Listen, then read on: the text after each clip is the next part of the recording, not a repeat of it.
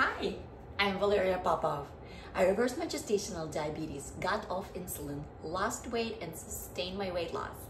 I got rid of constant constipation and allergies, and I did it by transitioning to a plant-based, exclusively whole food lifestyle. And I want to show you how you can get healthy and fit too. So today I want to show you guys how I sprout my buckwheat. So buckwheat, first of all, it's basically when we sprout anything, a seed, a grain.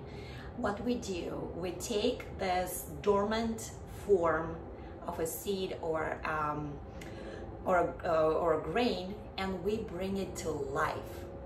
And I always think like, you know, being a magician, so you're really giving a life to something. So it's dormant and then you bring it to life, which is pretty cool. And there are so many benefits of sprouting.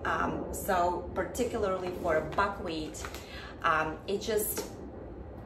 there are so many benefits. It's very high in iron, so which is great for build your blood. It's really high in calcium, great for osteoporosis. It's really great for people with varicose veins and stiffened arteries. It really builds the capillaries, the inside wall of capillaries, give it strength. It's great for balancing your cholesterol levels. I can talk about it like for a very long time. It's just really, really good. Another thing which is pretty cool, it's one of the foods that has a complete proteins in there. All 8 proteins are in there, that 8 amino acids that our body takes and build the complete protein. So it's another thing, and that's the brand that I'm using today. It's an organic buckwheat groats. Anthony's, that's what I got. I used to use something different. I haven't been sprouting buckwheat for some time, but I just watched recently a couple of interviews with experts, and then I was like, oh my God, I should completely go back to sprouting. And with the buckwheat is the easiest sprouting. So basically you want to take a cup or 2. I didn't measure how much buckwheat I put in there, but I assume it was probably a cup and a half. And you want to put water, so you want to soak it. It's a little different for buckwheat than a seed or different type of grain, because the buckwheat doesn't have this hard shell on it, so you don't want to soak your buckwheat for like 8-6 hours that you usually do with seeds and other types of like lentils or anything like that. So you want to soak it for 15-20 minutes only. And another thing, that you want to get a raw buckwheat for it, not, you know, like sometimes you can see in a store it's like this brown color. So it means that it's been processed already, it was cooked. So your buckwheat, that's how you want it to look like. So that's raw buckwheat. Because if it's already been